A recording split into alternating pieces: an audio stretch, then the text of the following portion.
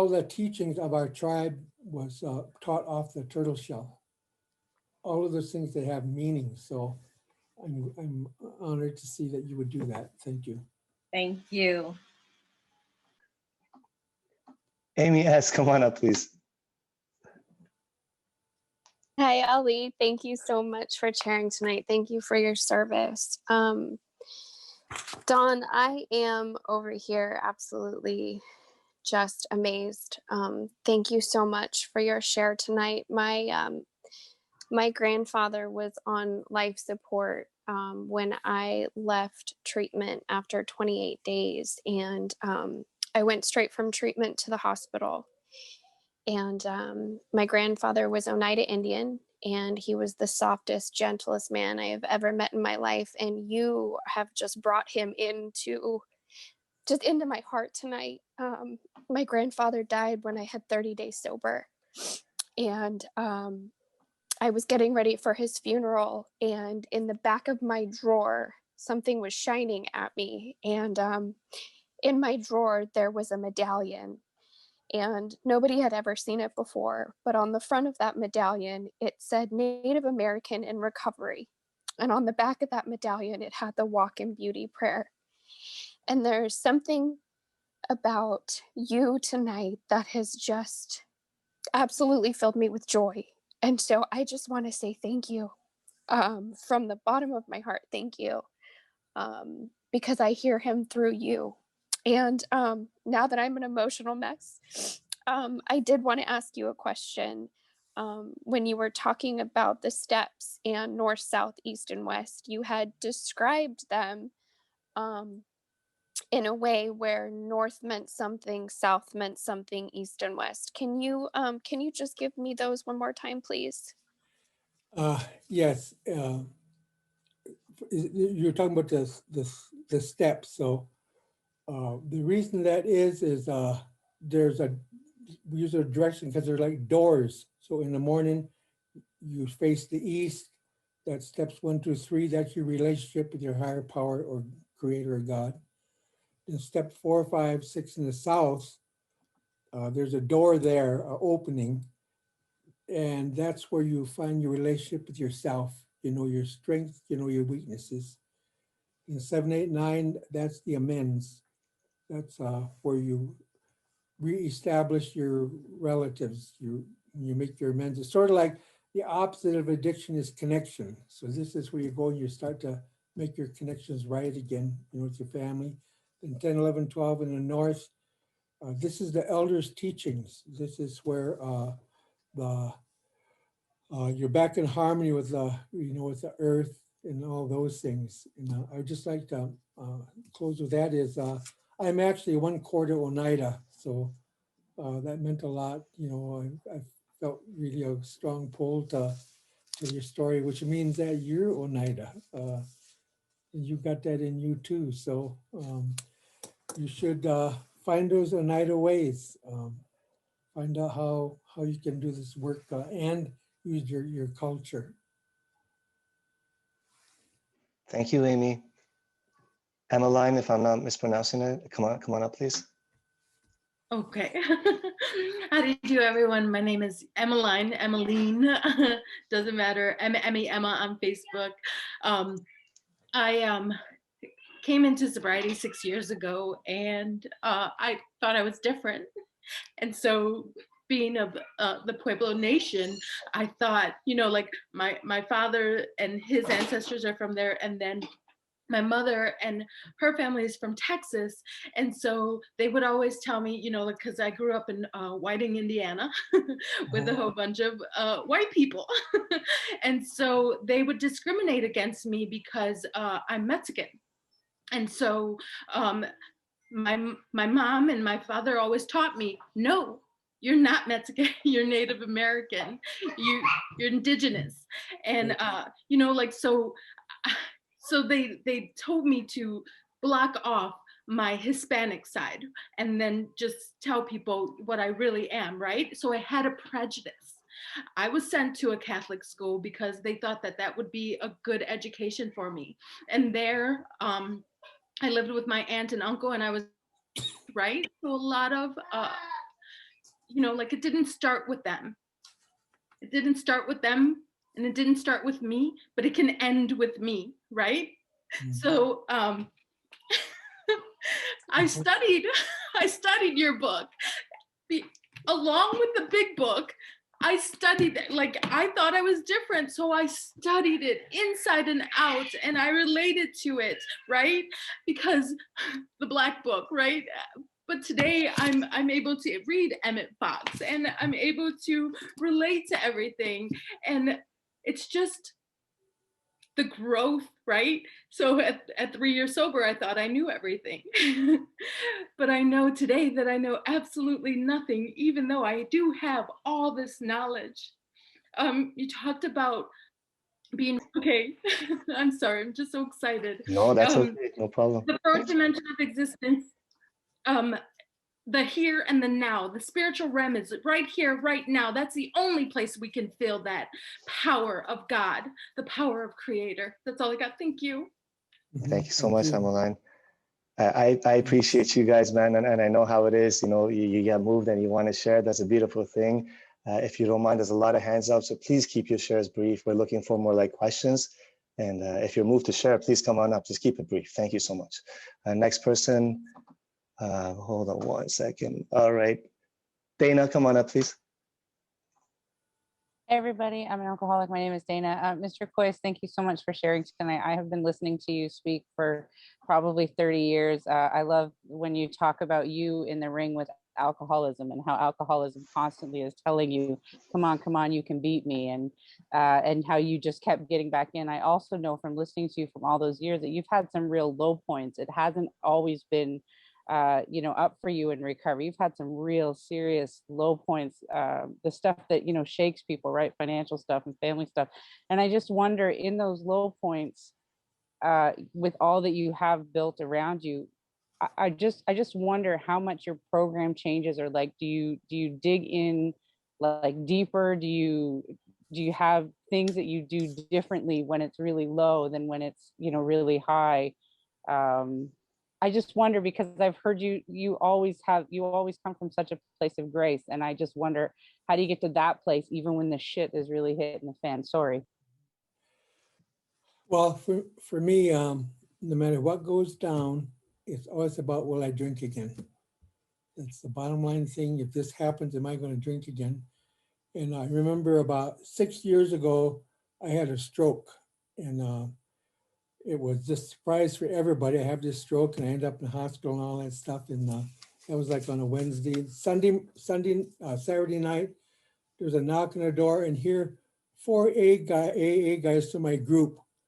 They come in there with a big book in my room, and they said, we just want you to know that this is about whether you drink or not. So we thought we'd come here and have a meeting for you. And so that's what I depend upon is so that every morning at 5 in the morning, they would come take me out, and I would do my 11th step in the morning. I'd light my sage and stuff outside with one hand, and then sometimes they would help me. But I think this program is designed for thick and thin, and it's always for us. If you're really alcoholic, whatever happens is about not drinking again. So that stroke, I was in self-pity. I mean, I was doing all kinds of talk and stuff like that, but thank God those AA guys come in and got my head where it should have been, you know. So thank you. Thank you for your question, Don. I think you mentioned, the lady before mentioned that you written a book. People in the chat are asking if you did. Can you name the book that you wrote? Yeah, it's called A Red Road to Wellbriety. It's the way that it was written is we cleared everything with GSO to make sure there was no conflict there. So the first chapter is a story about Bill Iron Moccasin. That's about this Indian that found AA. Then instead of writing the doctor's opinion, we wrote the elder's opinion. And so it kind of paralyzed in that way, but it's sort of like when we were writing the chapter to be agnostics, the elders, they told us, they said, you'll never find an agnostic Indian. You'll find the Indians pissed off at God, or I'm sorry, but angry at God, whatever, but not agnostic. So they said, don't don't write don't write it that way. So they give us the name Many Paths. So it has 22 recovery stories in the back, very similar, but they're Indian stories about boarding school and residential school and recovery and violence and all kinds of different things that the people have written and what they got recovery. They had kind of more meaning to our background and where we come from. But it's called A Red Road to Wellbriety. Thank you very much. So Chris M., come on up, please. Chris Alcoholic. Thank you so much for your wisdom. I had a question for you about the two systems, love and fear. I have worked the steps multiple times. I have 35 years of sobriety. And yet I've always had a problem with that prayer. God save me from being angry. And I understand that we need to guard against anger. And at the same time, I'm told that it's part of the human spectrum of emotion. And I'm wondering if you could talk to that, please, sir. Well, my experience with this is I think 100% of the time in the years I've been sober, is what I think I'm angry at, that's not what I'm angry at. But I'll tell you this is what I'm angry at, this is what you did, but that's not it. So what I've learned to do is I take, like when I do inventory, I take the character defects, say that come out in the column, like anger, then I bring that anger into the first column, anger, then I write what it does to me. When I have it, what does it do? And then I go to the third column and I go, then how am I affected? How does this affect my self-esteem, my relationships, my ambition, my all the way down? And usually what will pop out in the last column will be one or more types of fear. So what I found out is behind every character defect is one or more types of fear. Then I also found out character defects don't work alone. They're pack animals.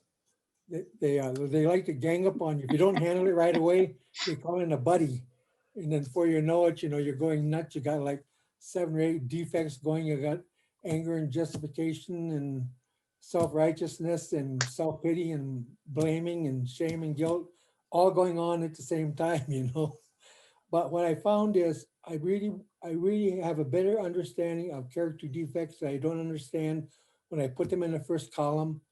And then like shame, what does shame do when I have it? And how am I affected until I see behind every character defect is one or more fears. Thank you for your question. Dave H., Toronto, come on up, please. Hey, Dave Alcoholic.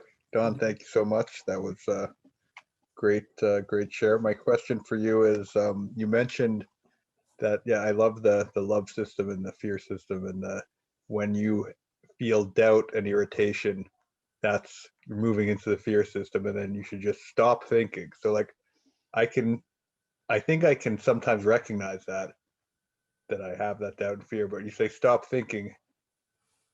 Do you have it? Can you elaborate a little bit on how you do that? What tools do you have? Let's just say that there is a line on one side is love, on the other side is fear.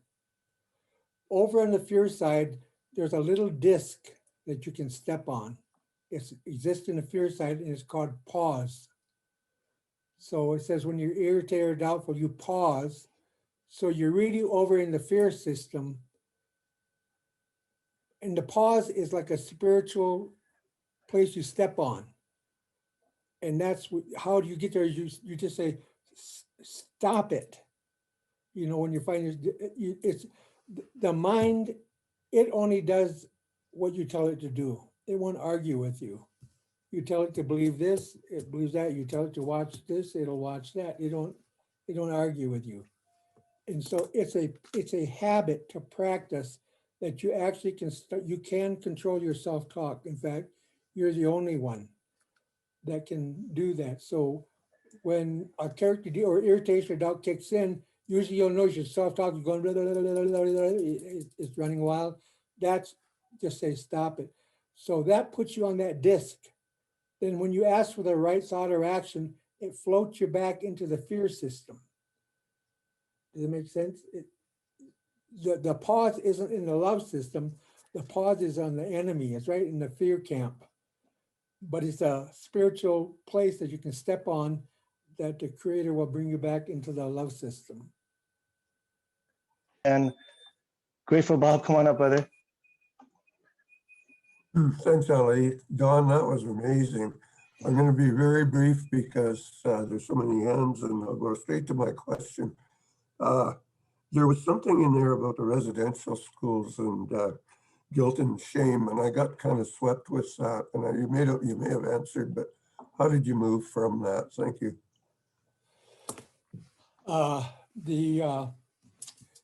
I went to the residential school, and I kept it a secret. I didn't. What happened there? I didn't tell.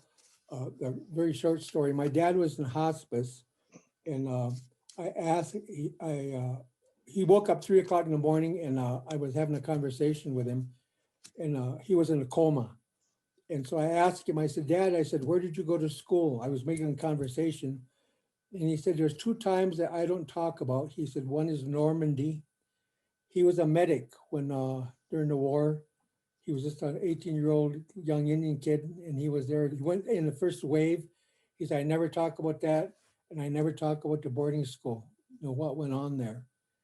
And so the sexual abuse, those things that the punishment system, those things that went on there, those were the things I had to inventory. That's kind of what happened, and then what it's just do an inventory and see how was I affected, and then how, and then out of that, I think the freedom from all of that coming when I made amends. Amends are very, very powerful when you take a look at you know, making those. So it's those darn steps. They're so powerful. They can handle anything. Things like the boarding school, sexual abuse, and all those things. So to me, I took that work. I took it through the work. Thank you, Bob. Rico, my brother, come on up, please. Good evening, family and friends. Welcome, newcomers. My name is Rico Cruz. I'm a grateful recovered alcoholic. I don't have any questions, Don, but I want to personally tell you thank you so much for the way you continuously work these steps, the way you broke it down culturally. I love that cultural twist that you put on it that worked for you. And I love that about you. If I was in your presence, I'd kiss you because I love the way you broke that down. You know, you really broke it down. And then the conditions of the 11 steps, how you approach it, 5 and 2, the way I count it. And I just want to absolutely thank you for being you and sharing you with us. So if nobody told you to love you there, Don, I love you. Have a great day. I love you too, man. Thank you. Thank you, Rico. Next person up, Tara, you come on up, please. Hi, I'm Tara. I'm an addict. Don, thank you so much. That was beautiful. Thank you for sharing your wisdom. My question is about the 12 steps existing in a circle. And I was wondering if you could say more about that, of moving from the 12th step back into the first step. Thank you. Well, when you look at the circle teachings, you have like baby, youth, adult, and elder. There's east, south, west, and north. Then you have spring, summer, fall, winter. So the 4 directions teachings are always located, you see, like that. Now there's a space between the adult, between the north, there's a dead space in between the north and the east. So there's like a space where between the elder and the baby. Actually, my Indian name is named that space because elders wanted me to get my guidance from that space, you know, where life is transferred. And so when I do the work, literally do the work, step one, step two, I face the east. So my table, wherever I'm working, I face that east because the elders say there's a window there. And I best choose to do that in the morning. So if you ever notice in the morning, the birds start singing, the dew starts melting, life form wakes up. So when you are doing that work in the morning, when that sun is coming up, if you are willing to do that, there's other forces that are working there. So when I write inventory, I face the south. So I don't sit in the same place on my table because there's a window there. That is all day long, things are growing. There's forces that are touching everything that's growing. And that's what you want to do in inventory. Because in inventory, you are not writing the truth about you, you are writing the truth about the lie. You know, where somebody told you is no good and you believe it, that's not, that's a lie. You are good, you are worthy, you know. So so it helps that way. And then whenever I can, I make amends to the West. So if I were making amends with you, I would ask you if I could sit here and if you could sit there, so that I want that energy of like letting go, like sunset, like moving. And then I try to do my 10 and 11 facing the north, you know, to get those powers there. So they're like the four doors, or they're called four directions, or four grandmas, or four grandfathers. Is a name that they have for them, but most every tribe will have those directions there, if that helps some. Thank you very much. Karen's iPad, I believe your hand was up and I lowered it by accident, so I'm going to try you. Come on up, please. Karen's iPad.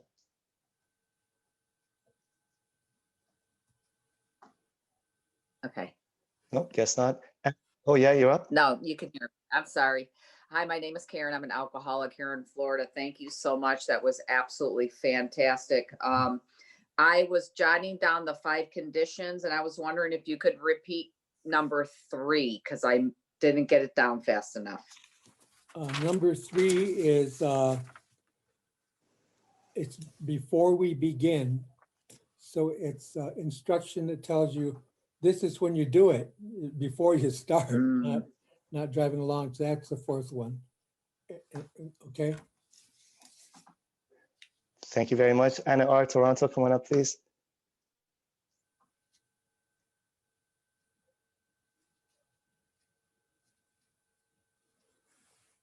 Anna, I'm an alcoholic. If I understood you correctly, you said that every year you go through the step process and the inventory. And I've found in my experience that that's a very, time-consuming, arduous process. You also said that you choose a new sponsor to go through the process. And again, how do you do that? I think that the longer you're sober, the harder it is to do the work, for this reason. Johnny Looking Cloud, he had this table in front of his window, and he had something they call them river rocks. They're very flat and very round. And so he had all different sizes, from large ones to maybe some big as a quarter.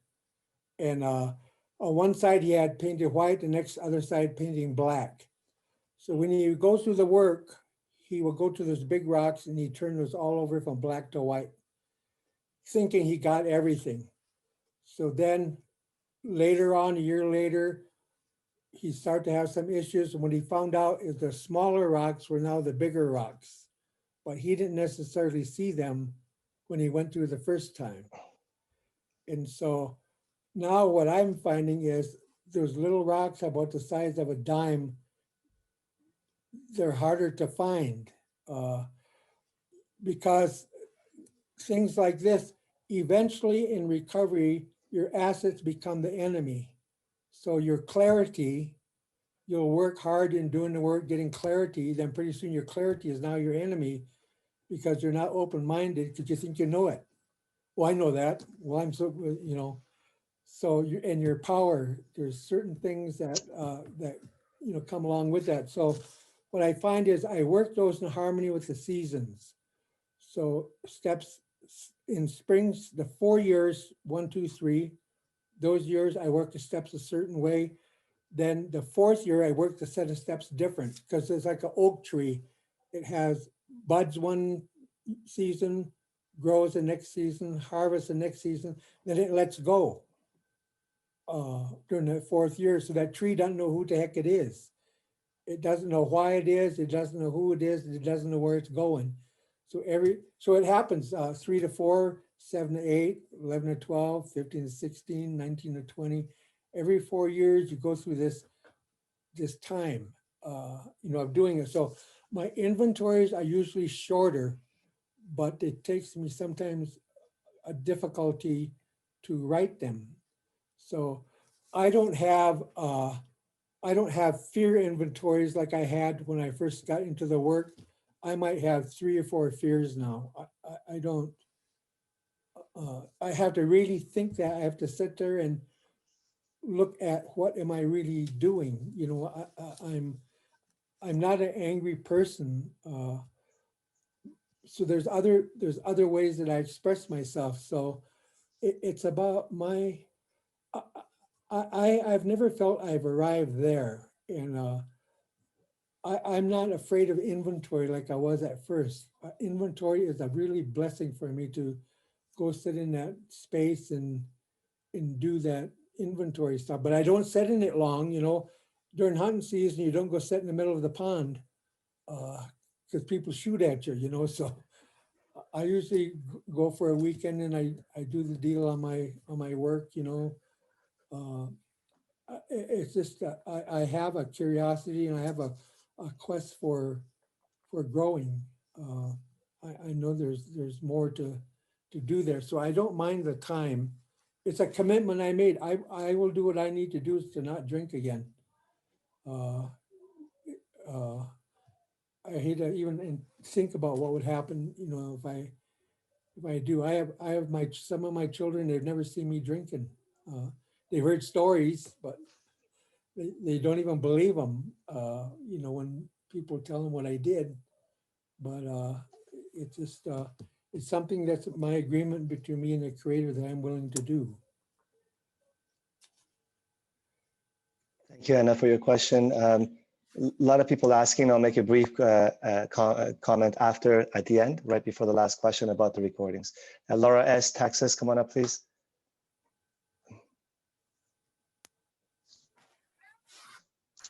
Hi, can you hear me? I can. My name is Laura and I'm an alcoholic. Hey, Laura. Thank you so much for your share. I've been sober 34 years and am growing in step 11. And it helps so much to hear you say that it is unsettling at times as we, as that circle grows and things start to change. And then you just said clarity is the enemy, which is exactly right. Don Pritz was one of my balcony people. And he spent a lot of time in Texas, and I spent some quality time with him that changed my life. But I had never heard the meditation about become the garden. And I can hear him in my head saying it. Just what a magic man. And so much of that shines through in you, and his legacy is present. And I'm very grateful. My question to you is, do you think that the key is the continually seeking? Somebody asked you earlier about when you become unsettled or go through trials and how do you maintain? Do you think it's just the continually seeking to improve that conscious contact, even when it feels like it's so unfamiliar or different? Yeah, and I think a couple of things that the ego works on where you have your shit together. it doesn't mess with your junk after a while. And the other thing is the ego loves to analyze itself. So all you got to ask it, what's wrong with, I'll tell you exactly. I've been with you ever since you were a little girl. I'll tell you exactly what's wrong with you. And then it'll tell you. And it has its own interpretation of every spiritual principle.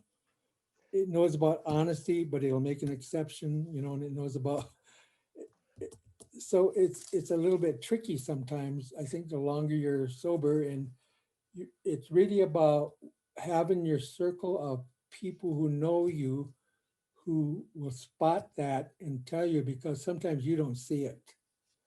Our egos are they're just a little tricky. At least mine is. So that's my take on that. It's mhm. Thank you, Laura. Kelly R., Oakland, California, come on up, please. Hi, everybody. Kelly, alcoholic. Okay. Hi. Thank you so much for your share. I'm a member of the Blackfeet Nation from northern Montana. Oh. And I'm Chippewa. and I'm Chippewa Cree from Montana. I'm really grateful to be here and hear you, Uncle, and hear your share, because I'm struggling, with my prayer and with my meditation. I'm struggling with getting up in the morning. I'm struggling with the intergenerational trauma. I'm really in this place of needing to heal. And so my question for you is, what's your motivation for getting up in the morning and doing your morning prayers? And also, what do your prayers for healing intergenerational trauma and forgiveness look like, and how has it worked for you? Well, one of the things where I got motivation for in the morning is I asked Johnny Look Cloud, I said, teach me to pray. And so he said, okay. So he helped me build a little altar with sage, in those things. And then he said, get up at sunrise, get up in the morning. So when you first see the sun on the horizon, that's when you start to pray, and you pray until it's a full circle. And so I started to do that. And then one morning, I noticed that around in my yard, there must have been 30 or 40 birds singing. There was robins and blue jays. I said, oh my God, this prayer shit works, So I called him up, and I was all excited. And I said, Johnny Looking Cloud, I said, this prayer stuff works. I said, I got up this morning and these birds are just singing. And he said, nephew, he said, they've been singing every morning. He said, they didn't just start, but, and so I felt really stupid. And then a couple of weeks later, I started to see eagles. Every Indian wants to see an eagle. It's just a sign from God. If you see an eagle, you just go crazy and you tell everybody. So I started to tell him, I said, now this is different than the birds. I said, I'm really seeing eagles. And he said, nephew, those eagles has been there all the time. He said, you just, so my awareness, it wasn't there. I didn't see the value, the personal pay value of doing so. So I do now, because I had this experience of that contact with a spiritual person. Now your ancestors, you got ancestors inside of you, very powerful people. And when you start doing things like that, they're gonna let you know how pleased they are with you. Those grandmas, and when they see you doing what your ancestors did, you're gonna get a feeling inside. You get up there in the morning, and you will feel their hugs and all that stuff. It's in yourself. You know what I'm saying? You just toy with it. Just set your alarm and get up and just say, I bet that Indian guy was lying to me. Then just try it. Just try it and see if your ancestors don't come and and help you. You come from a very good people, very good, strong people. That's what's inside of you, and they're just waiting for you to get sober. You can help a lot of the people. You just go get it together. I'm proud of you. Thank you, Don. We got about a little over 5 minutes left, so I apologize for the people we won't get to in order. Michelle H., come on up, please.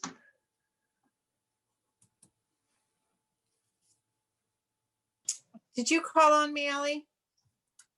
Okay, Yes, I did. Go ahead, my please. computer just phased out for 1 second. Thank you so much, Don. I'm Michelle. I'm an alcoholic. It's so good to see you. I met with you in the early 2000s at the Fellowship of the Spirit up in Big Bear, and Kurt was there, and Maggie, and Michelle D, and Don P was there, and I felt like I was in a room full of giants, and all I could do was sit in the circle and cry. I felt like such an idiot. All I could do was cry. I was so moved by you guys, so moved, and it just busted my heart open to be in that circle. And I tried to go to as many as I could after that. And you told me once, I remember I called you and I told you I think I'm losing my mind, and I have this intuition that is like telling me this and telling me that, and you told me your intuition is causing you a great deal of unmanageability, and it changed my life that day, actually. So I just wanted to acknowledge you for your service and your never-ending wisdom, and I love how simply you put everything. My question, and thank you so much. My question for you is, I'm coming up on 34 years, and I've been having that intuition again about needing to take the steps again. And I have not been of the lineage that takes the steps every year. But it really speaks to me. And my father just passed away, and I'm really full of grief and sadness, and some other things that are really starting to come through. I think from that sadness, it's probably a really good thing. It feels terrible right now, but if I were to take the steps again at this point, well, let me ask it this way. Sorry, I'm a little all over the page. Can I ask you to wrap it up, please? Is your first step always basically around alcohol, or do you bring in other things? I know you said about being Indian, but do you keep that kind of open for? Yeah, first of all, it's always important to understand that tears are the highest form of prayer, because when you can't get the words together, you can't get the thoughts together, then the tears come, and the Creator knows, oh, this is what my child is asking for, or what she is saying. And you have sweet tears when you're happy, you have salty tears when you are sad. So what I do is I use that paragraph on page 52 of the big book. That's how I do the second part of step 1, where you look at personal relationships, emotional nature, making a living full of fear. So that I use 9 areas in step 1. Then once I look at the unmanageability of each of those 9 areas, I bring those 9 areas to step 2, and I make 9 mini visions from the step 1. Came to believe that a power greater than ourselves could. So if you look at grieving in step 1, what would it look like if the grieving was not there? That step 2, that becomes your spiritual awakening in step 12. Because it's all interconnected. So those 9 areas have always served me to cover every issue of unmanageability that I need to look at. It's the paragraph on page 52 of the big book. Thank you for your question. We'll take one last question. Please be brief. In order, Andre.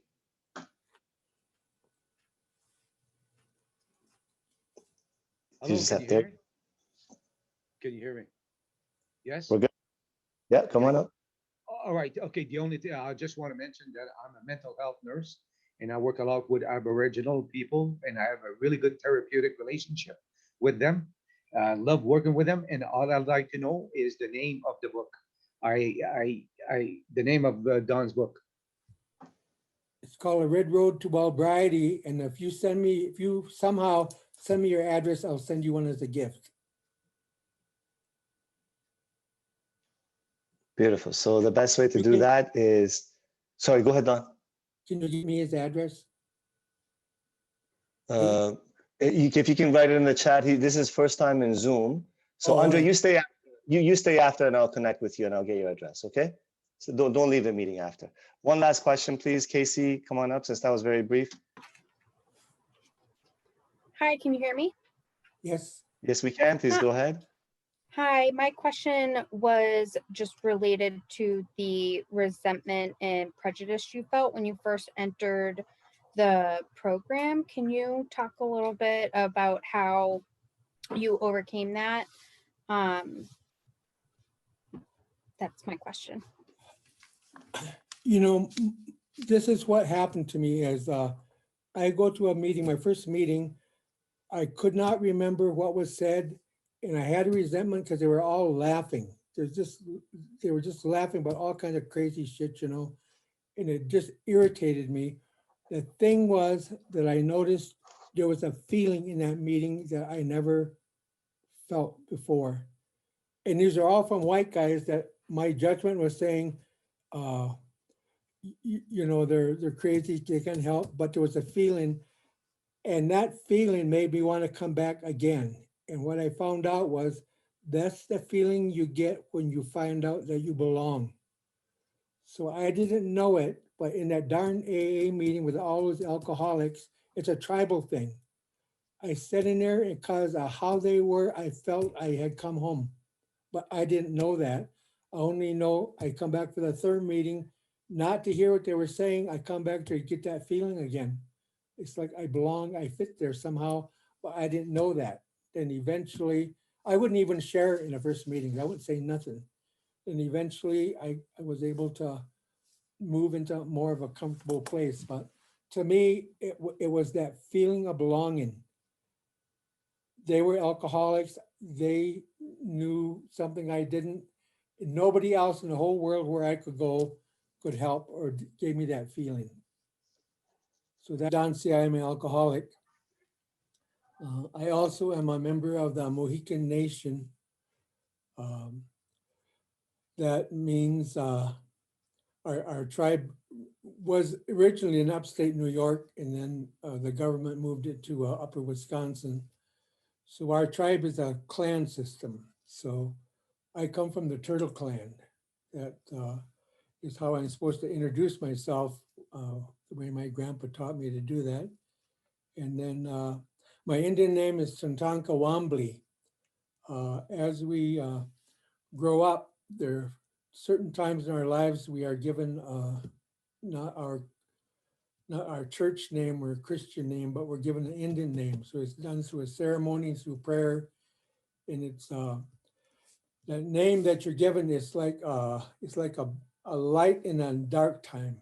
Your name, it means something. It means it guides you where you're supposed to go. So that name is given to you very carefully. So that is my name is Chantanka Wambly. And that was given to me by the elders when I was given this responsibility to keep this hoop of 100 eagle feathers. And it was something in the prophecies for maybe 400 years. And when I was chosen to go through that ceremony to be responsible for that hoop, I told the elders, I said, I can't accept that responsibility. I said, I'm a drunk. I said, I'm just trying to get my family back together. And I explained all the reasons I couldn't. And then they talked among themselves. Then they told me, they said, well, straighten yourself up because you're still going to have to keep this hoop. And so that's what what I've been trying to do since then. And I have 9 children, and out of that, I have 20 grandchildren. And all my grandchildren are sober. None of my grandchildren drink or drug. And my family, half my children are in AA or NA. So they don't have, my grandbabies, they were not raised with verbal abuse or all the stuff that I was raised with, from my family. We broke the cycle somehow. And I think the reason for that is when I was trying to quit drinking, I was beyond help. No one was caring anymore, but I think my relatives were praying, and I think the Creator had somehow, he said, I'm going to use this guy, so I'm going to have to do an intervention with him.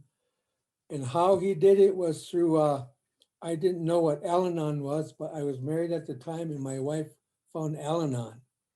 And I remember the weekend that she found out what she was supposed to do with me in Al-Anon. My life changed like you can't imagine. They told her everything she was supposed to do, and that I didn't like it at the time, but later on I began to see that that was part of the, part of the plan. And so thanks to you guys. My sobriety date is August 10th, 1978. So I've been in continuous recovery for 42 years. And I thank you for that. I don't know tonight that I'm going to tell you anything that you don't already know, because well, I know I learned it from you. So I remember one time I did this training with some young people in Alaska, and we were doing some things around leadership training. And we finished the first day, and one of the young people, they stood up at the end of the day, and he said out loud, he said, all the eagles stand up. And so in Alaska, they have two major clans. They have Eagle Clan and Raven Clan. So a bunch of the kids stood up. Then what he did is he said back to me what he thought I said during the day. Then he sat down, and then the girls stood up, and all the ravens stand up, they stood up. And then she repeated what she heard that day. And so that night I was having dinner with that sponsor, and I said, why did those kids do that? And she said, well, when we have a guest comes to our community, she said, we do that because we want them to know that your words didn't fall to the ground. So that's how they show you, is they tell you back what it was. So that's all I'm going to really do tonight. I'm going to just tell you what you taught me, and to let you know that what you taught me, the words didn't fall to the ground. So I just want you to know why I said this fellowship is so responsible for helping this hopeless drunk, get sober.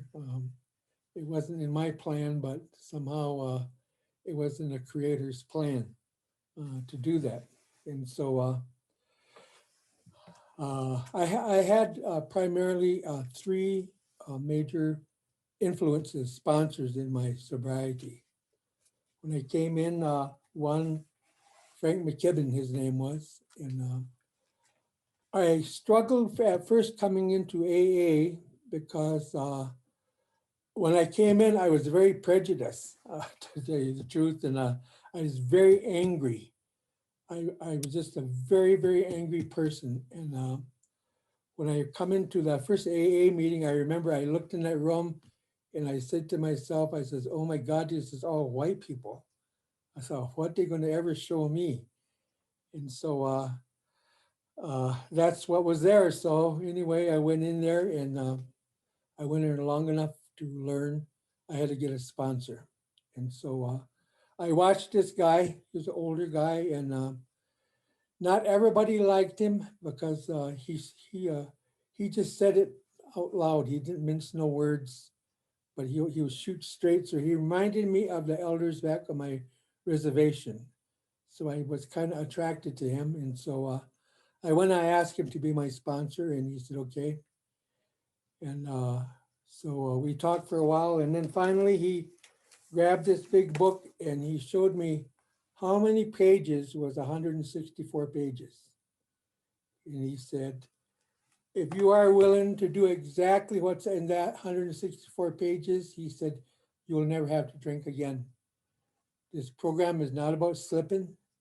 This program comes in, and if you do what's in this book, he said, you will never have to drink again. And I kind of think I had tears built up inside that somebody told me about something that would help me to never drink again. I never heard of such a thing. I tried many, many things to quit. I promised, and I drank and lost my family. I drank and lost my kids.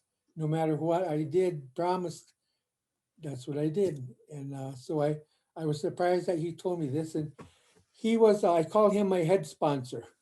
So he knew it was 55 must in 164 pages, or 89 must in the whole big book. There was 59 must in the 12 and 12. He knew stuff like that, you know. So he would say things like, in this book, he said, you're gonna, if you're an alcoholic, he says, which I believe you are, is he said, when you read this, you're gonna understand this book.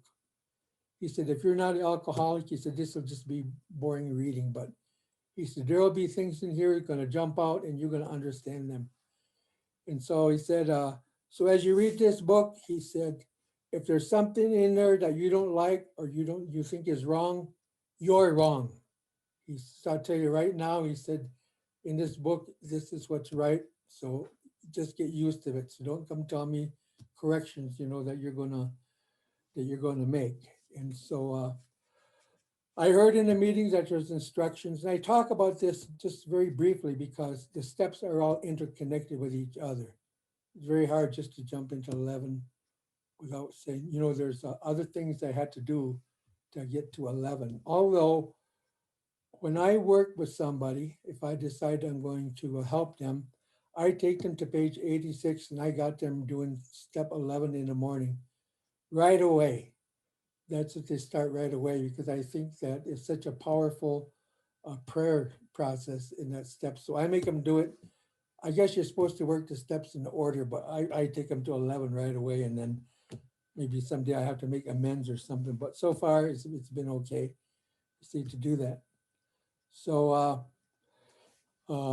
I didn't know there was instructions in that big book. I couldn't find them, and so he took me through that book and he told me where the musts were and where's a question. I had to answer the question. And if it says to think about this, I had to think about it. And so he was a very stickler. He kind of used to say, every line is a big book as an instruction. Everyone's in there and you got to do it. So he was, I guess what they call today, big book thumper or something like that.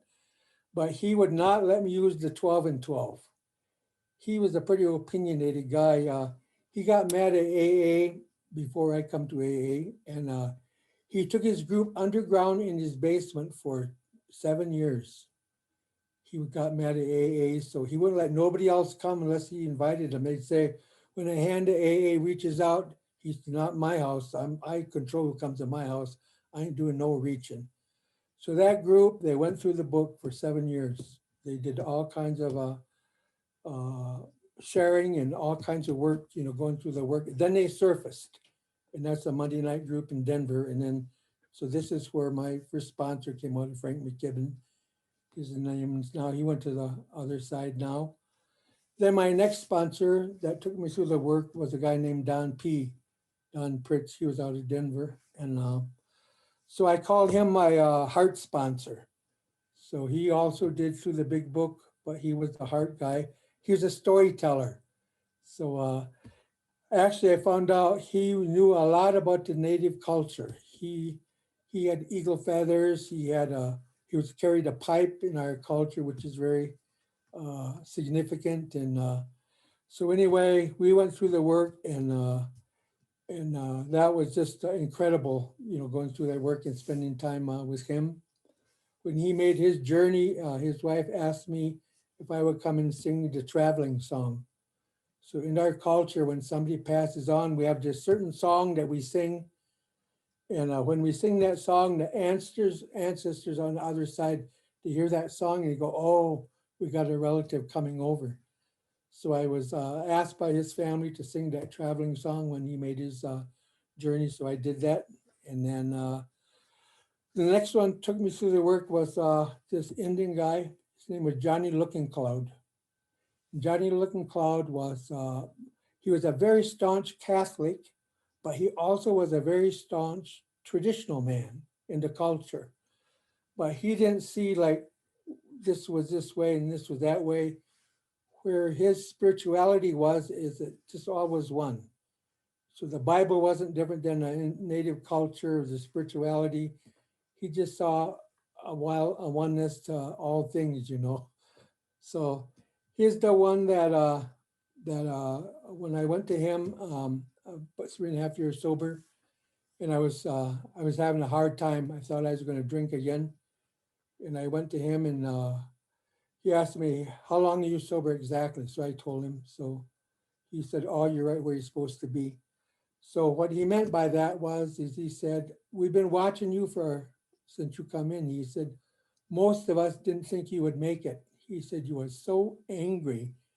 And he said, "And you're so prejudiced." He said, "We didn't think that you would make it," but he said, "You know, so far you're here." So he said, "Now it's time that you learned about the culture and the 12 steps." And so he asked me, he said, "I want you to take these 12 steps to this Indian elders." So I took them there. And I used to call this a white man's program. So I took these 12 steps to these elders, and when I got done with them, they said, "No," they said, "that's not a white man's program." They said, "That's our way too." They said, "When you was with your grandpa," they said, "you was in harmony with the earth and with the culture. Then you started drinking, you went way out in space. You was lost." And he said, "These steps is a natural order for you to return, to come back to the culture. You got to work them in the order that way they are." And he said, that's really good. So Johnny Little Cloud, he said, "The only thing that I would change is," he said, "I would put these steps in a circle." So he said, because that's how all of our culture, everything is in a circle. Cycle of life, baby, youth, adult, elder, seasons, spring, summer, fall, winter. So he said, when you come into sobriety, he said, you go through 4 seasons, 1 year spring, 1 year summer, 1 year fall, 1 year winter. And he said, every 4 years, you're going to go through a cycle like this as you are in AA. And as he started to talk that way, it started to make sense to me about how this program worked. So he said, you put steps 1, 2, 3 in the east, like a new sun, new day, new beginning. And he said, that's where you find your relationship with your creator or God, your higher power. Then in the south, steps 4, 5, 6, your inventory. That's where you find your relationship with yourself. You know your strengths, you know your weaknesses, and you have admitted to yourself, to the creator, and another person exactly who you are. Then step 7, 8, 9, that's in the west. And he said, that's the amends. So when you go set yourself right, now you're connecting to your relatives. You're reestablishing all those people that you hurt, lied to, etc. And then 10, 11, 12, he said, that's in the north. Now you're back in harmony with the earth. And so I share this because this is how I learned to go through the steps, because step 11, it's not how it was when I first come in. It changed certain ways because I was taught to go through the work every year. Just prior to my AA birthday, I have to go through that 12 steps again. In the way that they told me it would be, they said, the first time you go through the steps, you make this little circle of light, and you walk back and forth, make decisions, and you do things. And then he said, you go through the work again, and that circle gets a little bit bigger. So now you move, you do differently. But surrounding that circle of yellow, the light, that's where Tankashla is. They call it the great mystery. That's how we call a creator, the mystery. And so he said, when you go through the work, you walk to the edge of the mystery, and you go forward to step 1, not back.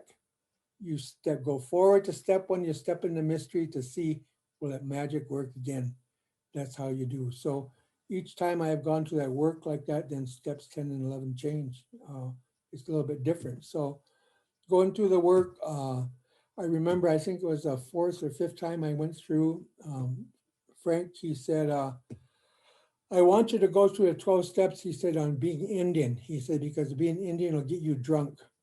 And I come unglued to this white guy. You know, who the hell was he to say anything about anything? So anyway, I made a commitment that this 12 steps would be my way of life. because I did what they told me to do and I wasn't drinking. So I said, this is how I'm gonna do the rest of my life. If somebody gives me something fancy to do, if I can't see it fit in these 12 steps, then I ain't doing it. Because this is, to me, to drink again is die. That's how it is for me. This wasn't just, it was not good. And so I'm an alcoholic and I know, this about how it was that I drank.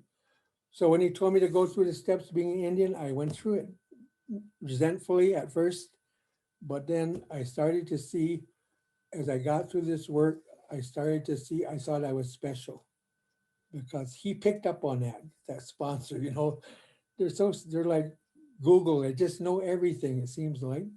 And so I went through and I found out when you think you're special, then you think you're entitled. And you think you're entitled, if you don't get your way, you become a victim.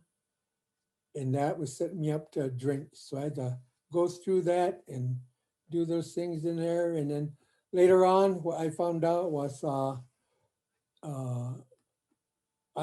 found out about intergenerational trauma. I found out my parents went to the residential school. I went to the residential school. And when I went through that school, I found out things like I never told nobody, but I was sexually abused by an uncle. And so what I found out about intergenerational trauma, and I found out that you carry it in your DNA. That's what the science people said. And so I used to write inventory and I would put all the things that happened when our tribe moved from New York to Wisconsin. And then these guys I fifth step with, they'd say, why do you do that? Then is then, now is now. You weren't there. And get honest in your inventory. And so I always struggled, but then I found out it wasn't struggling because I was carrying some anger and things from my grandparents when they weren't healed and they were hurt. That was passed down. They can actually prove it now. I learned about this in Canada. I went to a research center there and they actually showed scientifically wise that trauma is carried into DNA.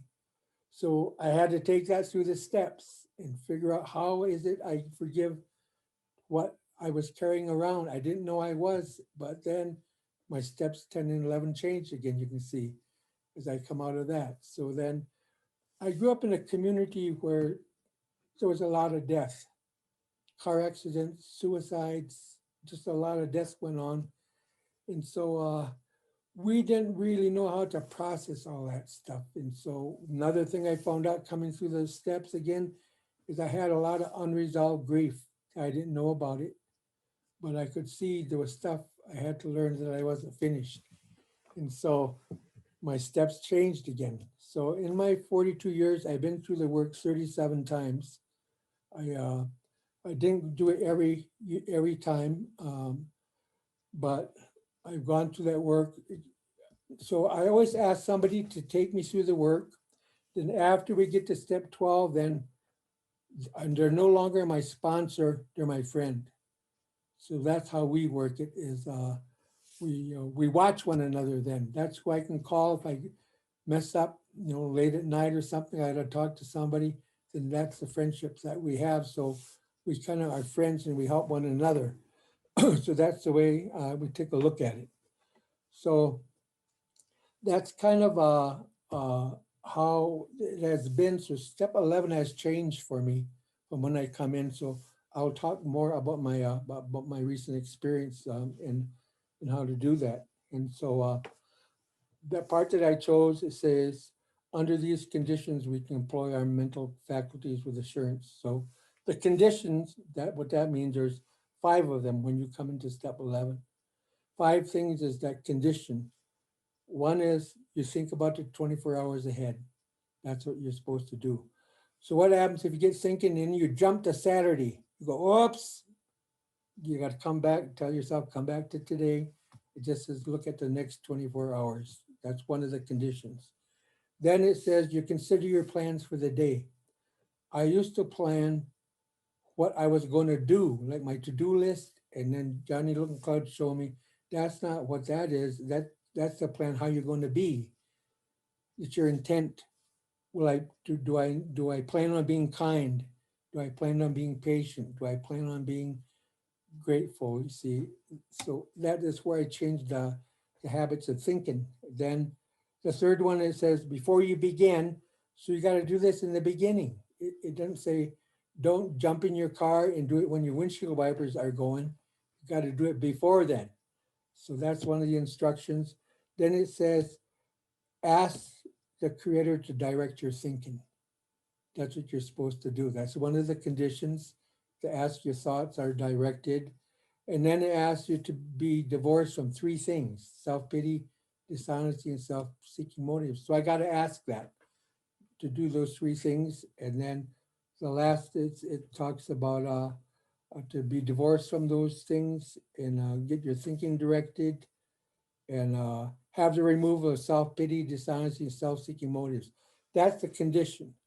So what I learned from Johnny Cloud, once I do that, then what I want to do is put myself in a cocoon, to put a protection way around me. So then what he taught me to do was to take this sage plant, the leaves from a sage plant. So you take it and you roll it in a little ball like this. And then I use a shell, you put it in the shell, then you light it, then the smoke comes out. The smoke comes out. That's the medicine in the plant. And so that's what I do. I put it all around me, my body. That's to build that protection way. So those 5 things that gives me the condition. Now I built that protection way, you see, around this. Sometimes I will use something called sweetgrass. It looks like this. Some of you probably in Canada, you know about what sweetgrass is. And then sometimes I will use something called flat cedar. So all of those are a medicine that we burn. You light it and it comes out in the smoke.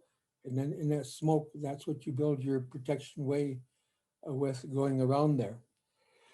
Now, what it says is that there's a condition we got to meet. That's it, there's 5 of them. You meet that, under those conditions, now you can employ your mental faculties. For after all, God gave us brains to use. So what I've learned is that's true. Now, we are created so marvelously. Inside of this thing that we're supposed to use, we have beliefs, we have attitudes, we have habits, we have expectations. We can be creative. That's where the intuition is. That's where your little guidance come in that talks about in that step. So what it says, once you build that protection, you go think. Just go, step on the gas and start going. And what I've learned about this is in the morning, that's how you have to prepare yourself, because you got 2 choices to have God direct your thinking. One, you can be in the love system. The other, you can be in the fear system. That's where all your thoughts, no matter what you think, one will go in love, one will go in fear.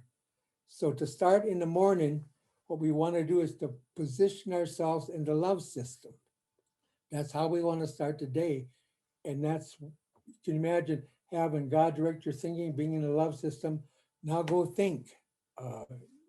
Don't be hesitating, because you've met the condition that the big book says, because it's right. Frank told me, he said, if it says in that book, then you do it because it's, it's right. So go think. Now, what happens when you get off track? There's 2 things to watch for. One is the irritation. That means to excite the feelings. And one is doubt. That's fear. So as you go through the day, if you feel irritation or doubt, you've just entered the fear system. You got to go, whoops. Then what it says is you pause. That means stop your thinking, stop the self-talk, stop that conversation. How do? You just tell yourself, stop it. You just give an instruction to your mind, stop it. Then it says you ask the creator for the right thought or the right action. That will lead you right back into the love system, and then you step on the gas again. And one thing I learned about that is I think I must have been 5 or 7 years sober or something like that. I used to analyze when I make a mistake during the day. I could analyze for an hour. What's the matter with you anyway? How could you be so stupid? I'll tell you how you can be so stupid. You're so stupid, you have stupid attacks, and I would talk to myself like this maybe for an hour. And when I found out the book don't say anything about analyzing, it just says you pause, ask for the right thought, step on the gas, keep on going. Well, you do the analysis at nighttime, not not during the day. So I had to learn that that was okay, because I went to the mission school, and somehow that church, or how I learned there, is I was always full of guilt and shame. It always seemed I could never do anything right. And so I was always processing the guilt and shame. And so now I don't do it that way. So what I learned is my goal is to stay into the love system. It's to stay in there. And then I'll just close with this. So if I'm not able to, and I struggle sometimes, you know how your mind goes all over the place. Don Pritz, my heart sponsor, he gave me a meditation, and he said, this is what you do. He said, you imagine yourself sitting on this rock, and then he said, there's a little creek going by. You can hear the water. He said, close your eyes, just listen to the water. Then he said, in that creek, there's 3 rocks. You go step on to get across the creek, like step 1, step 2, step 3. Then you come into the land on the other side of that water. And he says, you go walking down this path, and there's a path that you can see through the grass. Then you'll come, you go up this hill, and you come over the hill, and all of a sudden, all you see is flowers. Just thousands and thousands of flowers. Then you look down that hill, and way down there, you'll see this big group of trees. And you can hear birds down there. And so he said, you walk down that path through the flowers, and when you come to that, the entrance to that gate of the park, you know, like a park, he said, you take your shoes off because that's holy ground. So you take your shoes off, and he said, you walk in that path, and then through the trees, you'll see the old couple sitting there, like the elders. You'll be sitting on a rock. You come around the corner, and you sit down in front of them, and you say, okay, Grandpa, what do you want me to do today? So he said, that way, what'll happen then, you find this place that will help you to calm down, but your mind is able to imagine that. So that's what I would do. I started to get more disciplined. Then after a couple of years, I went and I asked him one time, and I said, Don, I said, how long am I supposed to do this? I said, I've been doing this for 2 years. And he turned to me and he said, well, you do it until you become the garden. He said, that's how long, you do that. So I wasn't there, so I had to go back and do, some things some more. So what I learned is under these conditions, there's 5 things: employ your faculties. Now go think. There's things, our mind is, we're made beautifully. And there's beliefs, and there's junk in there, but it's about straightening it out. We get new beliefs, we get new attitudes, you can change it, keep some. So that's how we're supposed to do it. And then our thought life will be on a different plane. There's another place that we can be, and that's in the spiritual world, or some will call it the 4th dimension. And so when our thought life when we do these simple things, it's easier to do it purposefully instead of doing it in your car while you're driving to work.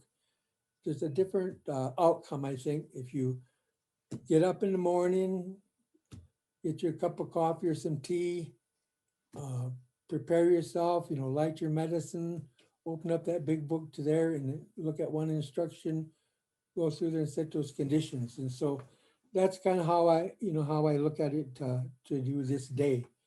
In our culture now, what we call that process, we call it the red road. So in the morning, I get on that road, I look get myself into the love system, and then I know I can go think. If I get into the fear, I now can sense, oh, you just got irritated, that's not good.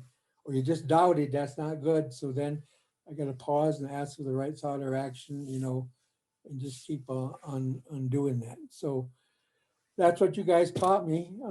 So I'm just kind of handing back to you nothing new, I don't think, for any of you. It's just something that I've learned to do. I kind of look forward to do it. So that's kind of how it's been so far. So thank you for allowing me to share my experience with 11 and how I got to, 2 step 11.